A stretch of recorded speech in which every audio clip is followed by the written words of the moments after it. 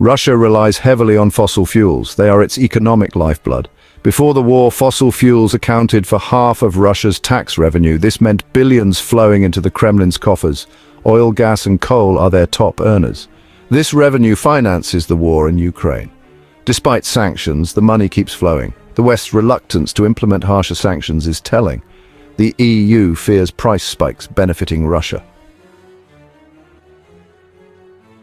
The effectiveness of sanctions against Russian fossil fuels is debatable. While they have caused some damage, the impact is far from crippling. The EU's dependence on Russian gas plays a significant role in this. Fearful of price spikes, the EU has been hesitant to cut off this vital energy artery. This hesitancy undercuts the intended effect of the sanctions. Russia continues to profit, albeit at a slightly reduced rate. Experts argue that the EU's apprehension is unfounded. They believe that the fear of price increases is exaggerated. Without a complete ban on Russian fossil fuels, Europe remains vulnerable. The Kremlin can easily manipulate prices, exploiting the EU's dependence. The current approach, a gradual reduction in Russian energy reliance, is like playing with fire. It exposes the EU to price shocks and diminishes the impact of sanctions. Instead of decisive action, the current sanctions regime is riddled with loopholes. Russia, ever the opportunist, exploits these loopholes to circumvent restrictions. While export volume remains relatively stable, Russia has adapted its strategy. They offer discounts to countries like China, India and Turkey. These new markets compensate for revenue loss from the West. The sanctions meant to isolate Russia have inadvertently pushed them towards new alliances. The sanctions against Russia, while well-intentioned, are not watertight. Significant loopholes exist, allowing Russia to continue exporting fossil fuels. One such loophole involves the sale of crude oil to countries like India, China and Turkey. These countries refine the crude oil into various products. Diesel, jet fuel and other oil derivatives are then sold to countries that have imposed sanctions on Russia. Countries like the UK, EU members and even the USA are inadvertently funding the Russian war machine by purchasing these refined products. Another glaring example is the case of Bulgaria. Initially, Bulgaria received an exemption from oil sanctions. This exemption allowed Bulgaria to increase its reliance on Russian oil from 70% to a staggering 90%. However, when the exemption expired, Bulgaria surprised everyone. They successfully transitioned away from Russian oil without experiencing the predicted price apocalypse. This example demonstrates that a more decisive approach can be effective. It challenges the EU's hesitancy and exposes the potential for change. These loopholes highlight a crucial flaw in the sanctions regime, a lack of coordination and comprehensiveness. Closing these loopholes is paramount to achieving the intended goal of crippling Russia's war chest.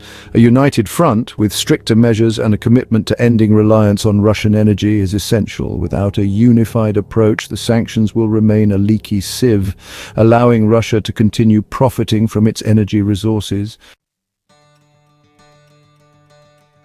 Bulgaria, once heavily reliant on Russian oil, provides a compelling case study. Despite their initial dependence, reaching 70% reliance, Bulgaria managed a complete turnaround. By the end of 2023, they had completely weaned themselves off Russian oil. This feat, achieved despite an initial exemption from sanctions, challenges the prevailing narrative of inevitable price hikes. Bulgaria's success dismantles the argument that breaking free from Russian energy dependence necessitates economic turmoil. Contrary to the fear-mongering, Bulgaria's transition did not result in significant price increases. This achievement underscores the importance of political will and decisive action. Bulgaria implemented effective energy transition strategies. They diversified their energy sources and invested in renewable energy alternatives.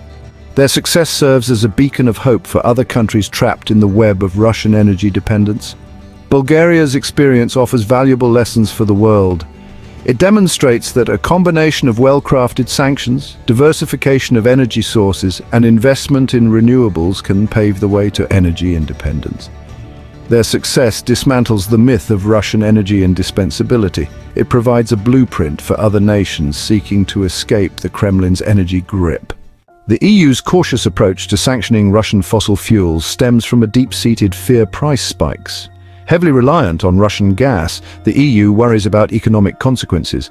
Businesses and consumers fear soaring energy prices. This fear is often overblown.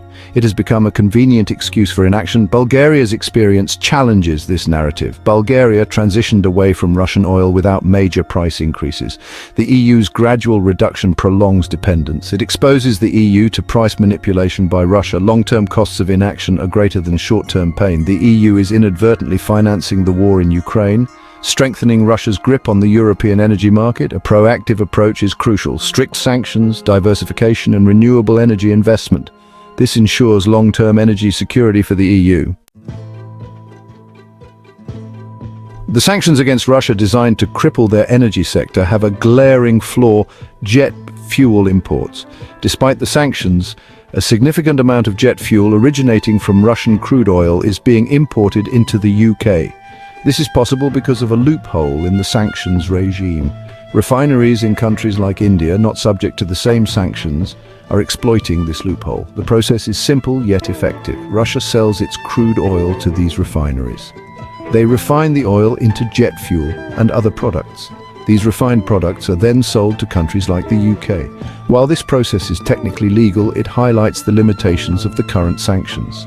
The UK government, aware of this loophole, is under pressure to take action.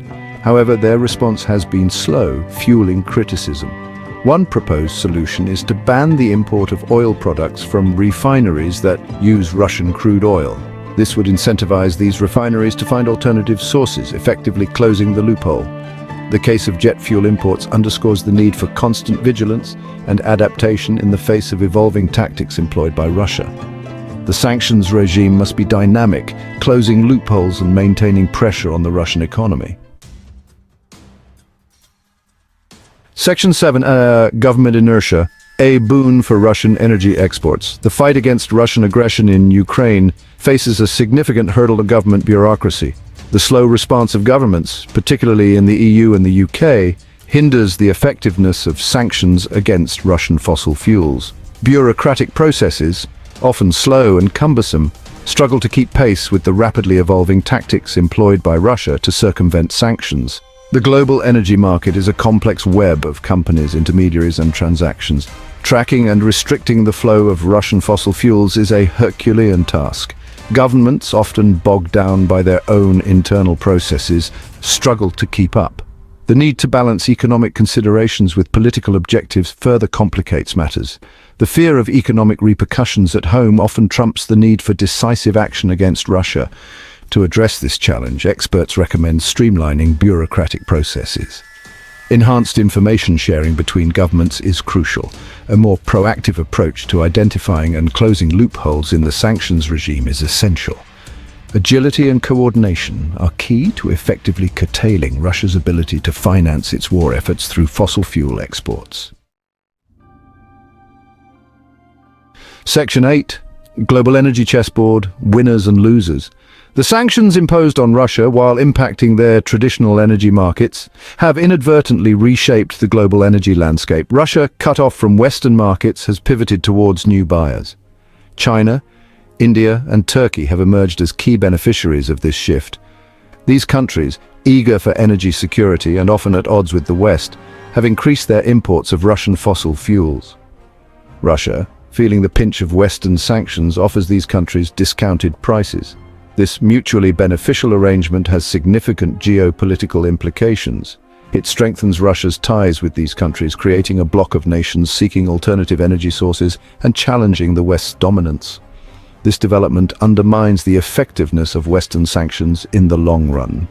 Despite these challenges, Western countries, particularly the EU, still hold significant leverage.